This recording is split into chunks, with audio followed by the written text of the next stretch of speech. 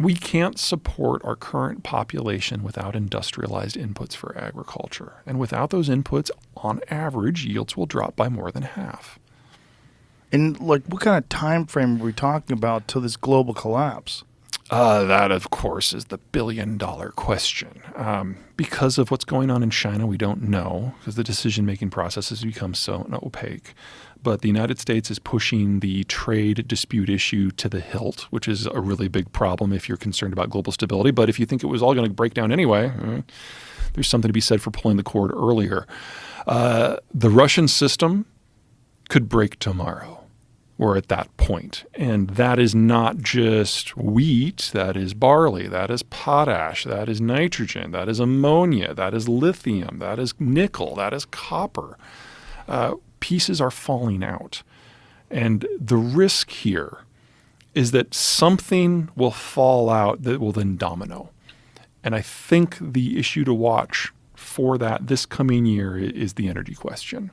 Because now that we have insurance companies saying just no, we're not going anywhere near the Russian space at all, it doesn't take much imagination for someone to think that something's going to go wrong in a war zone where energy has already been weaponized.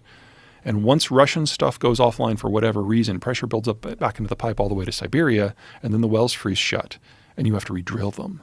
And the last time it took the Russians 30 years to re-drill everything. So when we lose Russian crude this time, it's gone for good. Holy shit, dude.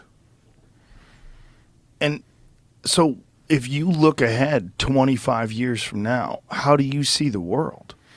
25 years from now, we're going to be on the other side of this. So we're going to see a significant breakdown in a lot of systems over the course of this decade into next. But after that, my bet is we're going to see a number of technological advantages be developed in the United States and within its group that allow us to do more with less and which transform the economy into a more sustainable footing. We'll also have had 30 years, 25 years, for this demographic situation to play out, and we will find out what is next. One of the big mysteries right now is we've never, ever in any era had a country with more retirees than working age population. We don't know really what that leads to. We know they're not growing food. We know they're not producing goods. But 25 years from now, that big retiree class is mostly gone. And then we get to see, after 25 years of experimentation, what sort of economic model might replace that. Now, hopefully for the United States and Mexico and Canada, we're going to learn something from all these experimentations, because the Germans are probably going to be at the leading edge of this.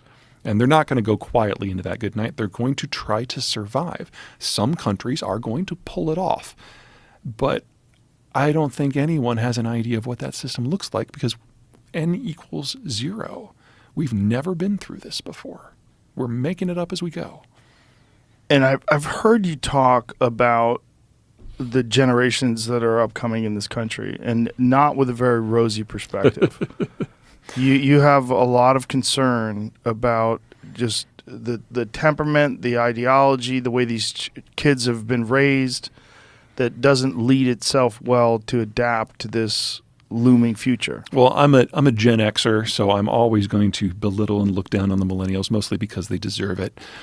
My big concern moving forward, though, is not so much the millennials, because the millennials exist in large number. They're providing the consumption ballast of today, the investment ballast of tomorrow. They're, to be perfectly blunt, going to save us all.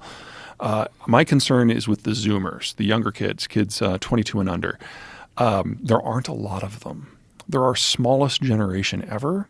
By what factor? There are about 30% fewer of them than there were millennials at the same age. And what do you attribute that to? Well, their parents were Gen X. We were a small generation too. So a small generation generates a small generation, and they were raised in an era of digitization. So an iPad was part of their childhood experience, which means they're a little bit more socially awkward, and they date less, and they are less comfortable around other people. So they are likely to also generate very few children.